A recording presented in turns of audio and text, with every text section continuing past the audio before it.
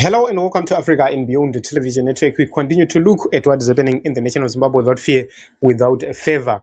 When we talked much about the cyber law, which was being introduced by the Zimbabwean government, a lot of socialites ignored us. A lot of powerful people who could have raised their voices, they ignored the cause. And some of these people, they blue-ticked us and they continued to support ZANU-PF. What happened is there is a law called the Cyber and Data Protection Act, which is often referred to as cyber law. And this is a very important law when it comes to Zimbabwean issues. This is a silencer. When you have a vehicle, remove the exhaust, it makes a lot of noise. How do you deal with that?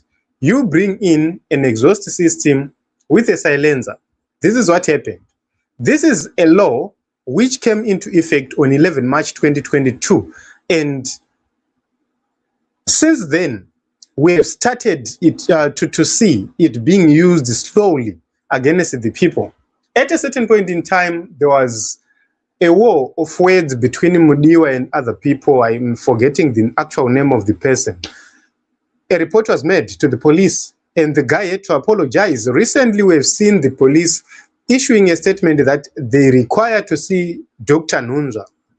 They want him to report to the police based on this law. We've also seen a pastor, Apostle Chibanda, apologizing to Dwek and Slay organizers for actually giving his opinion and his mind. He had to apologize based on this law. So many people, they've suffered because of this law. And we have seen so many people who have been active on social media who are very, very objective when it comes to the issues of criticizing how ZANU-PF has been misleading this country. They've been very vocal on social media. All of a sudden, we have seen such voices going down, especially those who are based in Zimbabwe. We have seen them going quiet. And we have seen those who continue to speak, they are doing so anonymously and they don't want to be known. The biggest problem is when you are going to public platforms like YouTube, etc., it's now very difficult for you to be using a character which is not you. They really want to know if videos are being made by a real person.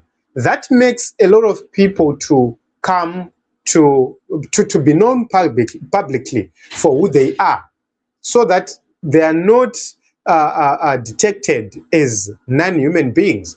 So because of that, a lot of content creators who have been criticizing ZANU-PF, they have backed down. They've started to support ZANU-PF directly or indirectly. They've started to associate themselves with some dubious characters for protection. So if somebody mentions you and is powerfully backed, no matter you make the report you make, they won't be investigated, they won't be arrested. That is that. But if you go against ZANU-PF, what you are doing is harming ZANU-PF, you are quickly arrested and prosecuted. For those who are not arrested and prosecuted, their cases are put in line, waiting for the day or the right moment and the rightful day to pounce on them. So this is very, very tragic, because now, as you can see right here on the screen, this is one of the socialites who have been vocal on social media, not in terms of political issues, but on other social issues. She has been dragged to court because of the recent activities which happened, where she ended up talking about how the first family was involved in whatever skirmishes which happened pakati pa baby daddy wake na baby mama la baby daddy wake. And then she was being brought today. The Herald said businesswoman Olinda Chapel has arrived at the Harare Magistrates Court, where she's facing cyberbullying allegations this afternoon. So this is what is really happening. It's not an isolated case. It doesn't make sense if you are not involved or if it's not your time. But when your time comes and you are now walking through Harare Magistrates Court, that is when you start to understand what we are talking about right here. This is here being arraigned for actually some petty issues which happened online. But they are using this to silence people. They brought in this law to make sure that they rein in anybody they want. Because this law, if somebody says, goes to the police and say, he bullied me online, definitely freedom yako ausina.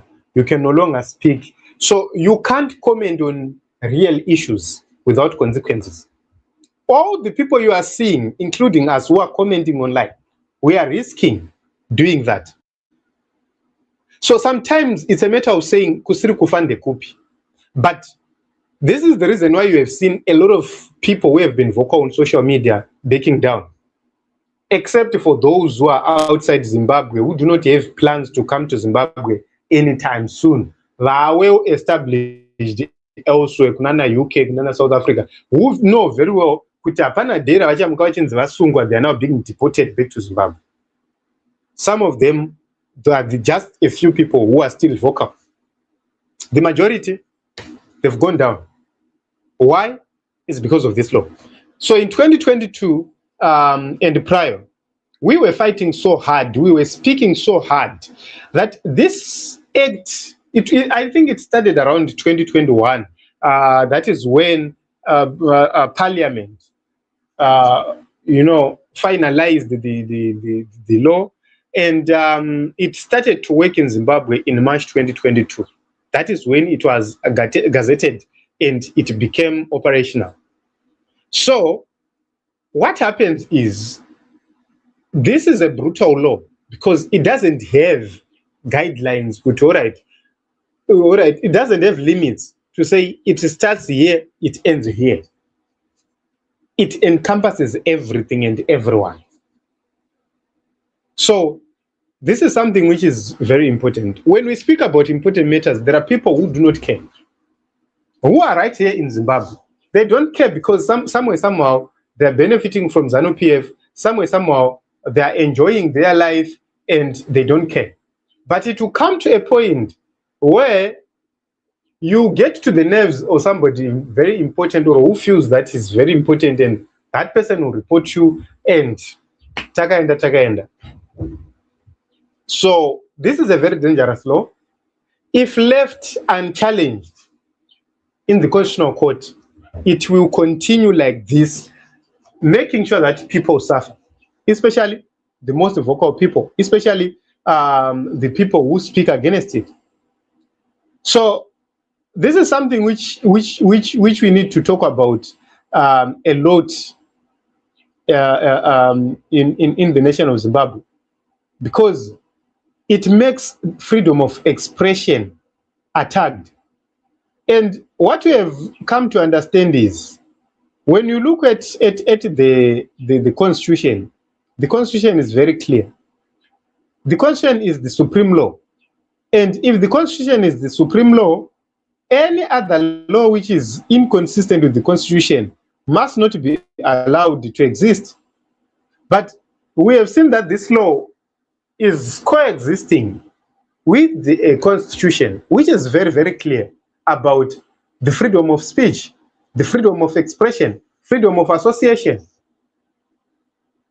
And we have seen this law being used by very powerful people to silence others.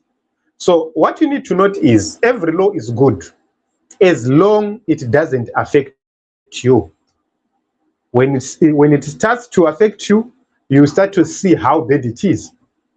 So everyone, akadaidzwa kunzi uya uzopindura makadzi ako dzekuti wakatuka ningi online, kana kuti wakaita chakati nechakati kuna ningi online, everyone asati asangana nyaya iyoyo will not understand this.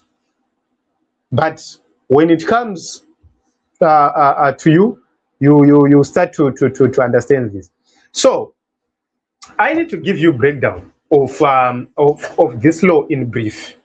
What this law covers, or what are the related offenses?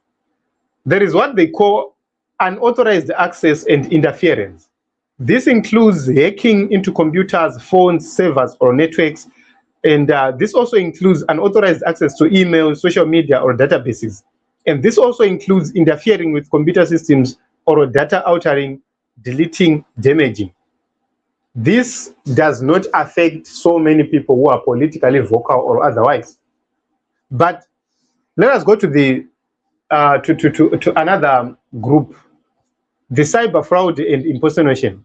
This includes online scams, phishing, identity theft, impersonating other person online, using another person's digital identity without consent. For example, there are people who are using Twitter accounts which are ghosts in the name of other people. It's a crime. Okay. There is what they call cyber harassment and abuse. This is the law which is silencing everyone, including politicians.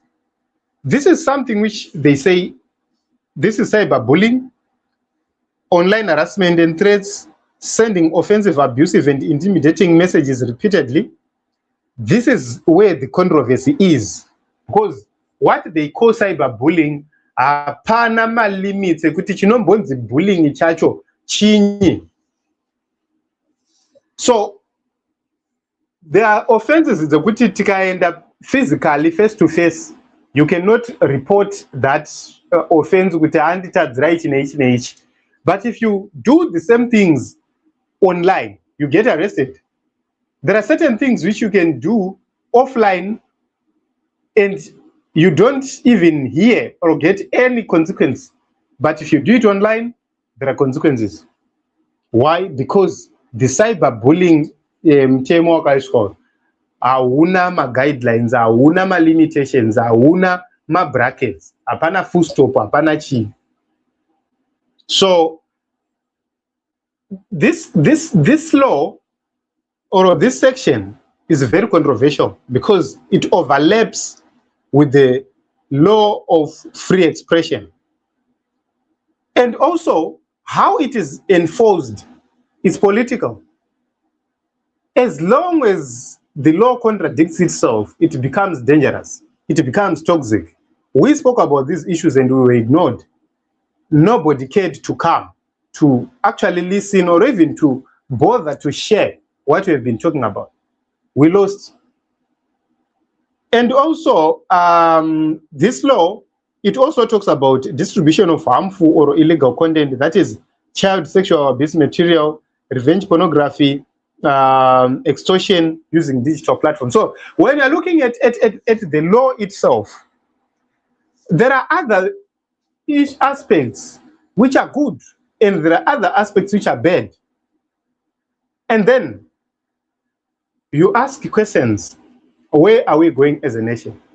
ZANU-PF always uses advantage, and they say, okay, this is what we are going to do. We will smuggle in a certain section which is going to silence everyone, but we will bring it in the name of protecting the people. And everyone will be looking at the law and say, this is the good law. We have been hearing so many people, very powerful people, when we were talking about this issue, respected people, who were actually saying, this is one of the best laws that we in Zimbabwe. And we said, ukaona mutemo usina full stop, une problem. It's not happening. Simply because there was a fight which happened and it was recorded between vanhu vairwira vana, handiri kuzviona vanhu vakatukana, pakutukana kwavakaita based on who is begged by whoever. Now they are paying, they are actually attending court, and no one is safe. No one will evade this, except for those probably who support ZANU-PF. Na iwe ZANU-PF wacho matop shatter. But mswa munongokonana chete, mswa munongopesana, mtemo will be used against you because the digital footprint is always there. There is nothing you are going to do because kuna vanhu vakatongomirira kuti paunoenda online, they are waiting to download each and every video you make. Pana vanhu vakatongogarira izvozvo, vakatongomirira izvozvo, and they are paid to do that. They have the resources to do that. Why? Is because they want each and every piece. Yekuti musi wavanofunga kumuka vakakugadzirira nyaya kukuvharira, vanongomuka vakakugadzirira nyaya. And this will affect even my preachers. Vana mfundisi chaivo chaivo. It will affect you because uri mfundisi iwewe wakamira mchurch papulpit, and then you attack a sin. For example, my pedophiles. For example, ngochani dzinongomuka mangwana dzakatokusungisa kuti wakadzibhula, and there is precedence. The law of precedence is already in motion, because kuna vanhu vakatosungirwa, kuna vanhu vakazvingangurirwa izvozvo zvakatopinda busy nekuda kweizvozvo. It will flow just like that. So this is the reason why I always say, as citizens, when we fight for something, let us fight together. Let us do it together. Towina tese, todyiwa tese, toruza tese. So that mangwana tinozoti varume takaruza zvedu but tanga taedza. Not this thing that you blue tick others and tomorrow you'll be crying. So this is it in Zimbabwe. What is happening? My socialites, we have seen Tete Lapinda Biz. This is Olinda Arugenda court simply because she's being accused kuti akatukirira. We do not know kuti zvinhu zvacho zvinongofamba sei, but ndozvazviri.